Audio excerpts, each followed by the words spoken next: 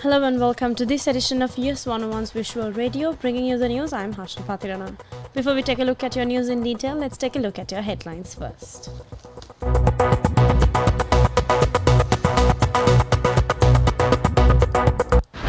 News First headline. US official Donald Lu in Sri Lanka reaffirms US-Sri Lanka ties. Court order to maintain SLFP leadership stability. Jeevan Thondaman plans to showcase Sri Lanka's water sector reform. In international headlines, US sanctions test China's no limits friendship with Russia. And in your sports, it's cricket, Pathirana declared fit for T20 World Cup.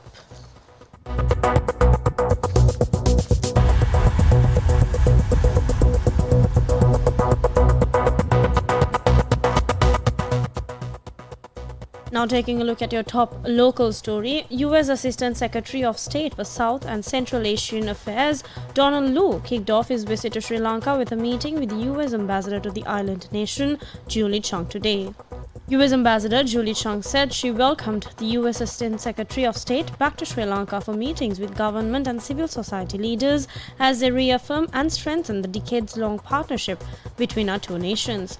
The duo also spoke with members of Sri Lanka's dynamic civil society to learn about ongoing efforts to promote peace building and strengthen democratic norms. They reiterated that good governance, inclusion and reform should guide Sri Lanka's economic recovery. Donald Lu also met with Ambassador V. Krishnamurthy, the head of the Office for Overseas Sri Lankan Affairs.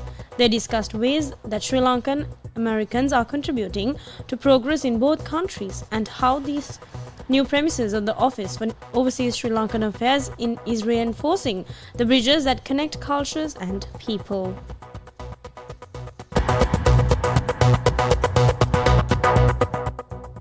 Now on to more local stories. Sri Lanka's Minister of Water Supply Jeevan Thondaman plans to showcase Sri Lanka's water sector reforms, particularly focusing on sustainability, during his upcoming trip to the 10th World Water Conference in Bali, Indonesia. On the 19th of this month, that's to take place in Bali, Indonesia. Over there, the President is also expected to do bilateral discussions with the Indonesian President. However, in my capacity as the Minister for Water Supply and Estate Infrastructure, my role in Bali is to take part in a panel discussion that has been organized by the World Bank Group and also to engage in bilateral discussions with various sector stakeholders. It's the 10th Annual World Water Conference. There are many countries taking part in it.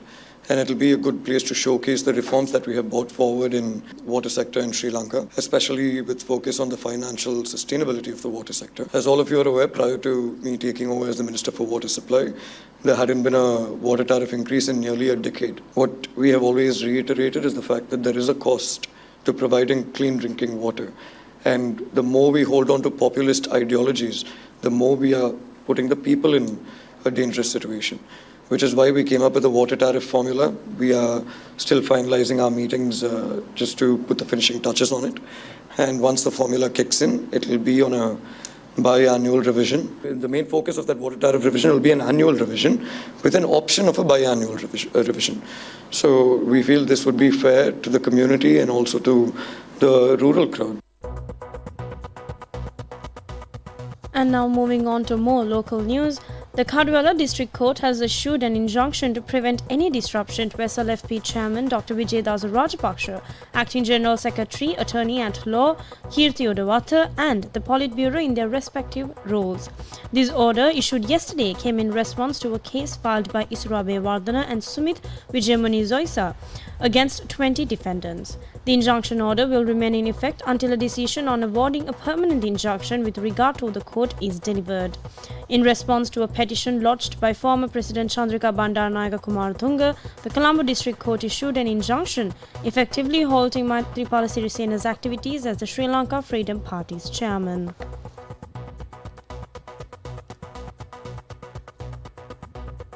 Nevertheless, the faction under Maithripala Sirisena's leadership, convening as the Executive Council of the Freedom Party in Kotte yesterday, appointed Dr. Vijayadasa Rajapaksa, PC, as the new SLFP chairman. At the same time, Maithripala Sirisena tendered his resignation from the chairmanship of the SLFP. Thereafter, Attorney-at-Law Kirti Udavata assumed the role of Acting General Secretary of the party. Today, the Kadwala District Court issued an injunction preserving the status quo regarding these appointments. Meanwhile, the faction under Nimal Siripala de Silva's leadership met recently, also as the Executive Council of the SLFP, and declared the appointment of Nimal Siripala de Silva as Acting Chairman and Tuminda Dissanayake as Acting General Secretary of the party. Control of the Sri Lanka Freedom Party headquarters in Dali Road, Colombo, lies with the faction led by Nimal Siripala de Silva.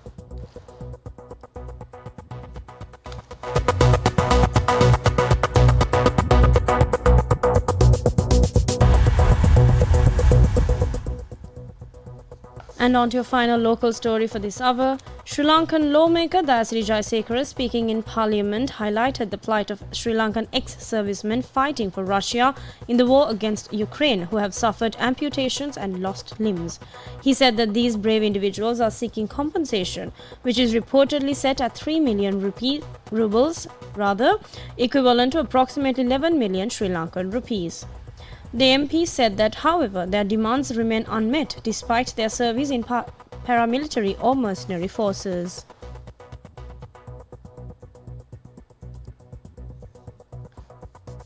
MP Jayasekara in Parliament delved into the matter further, revealing a connection to a company named Avantgarde. It remains uncertain whether this is the same Avantgarde that operates in Sri Lanka, he said, while adding that intriguingly the individuals behind Avantgarde in Russia go by the names Dilan and Suresh. The MP noted that the presence of these familiar names raises questions about the company's operations. According to Jayasekara, Sri Lankan war heroes have allegedly been sold to Russians by Avantgarde. He said that these servicemen undergo 14 days of training before being deployed to conflict zones. Tragically, when injured in battle, they do not receive adequate compensation. Payments have been withheld for approximately 4 months, leaving them with only 50,000 rupees for their entire service period.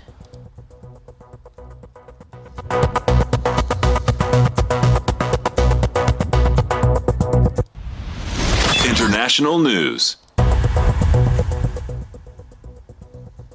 Chinese banks are tightening scrutiny over trade with Russia for fear of incurring strict new US sanctions over the Ukraine war, testing the no-limits friendship between two countries. China's trade with Russia has hit record highs in recent years, drawing accusations that it is helping buoy its longtime ally's economy, with President Vladimir Putin due to visit Beijing in May. But Washington's recent vow to go after financial institutions that help Moscow fund the conflict has tested the boundaries of Beijing's bonhomie and left its bank fearful of getting cut off themselves. Sports news.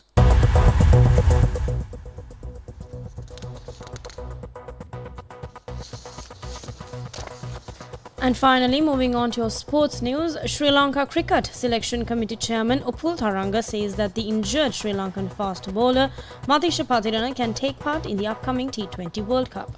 He was speaking at a conference held today to inform about the squad selected for the 2024 T20 World Cup. And that's a wrap of the news we have for you for this hour. Thank you for watching.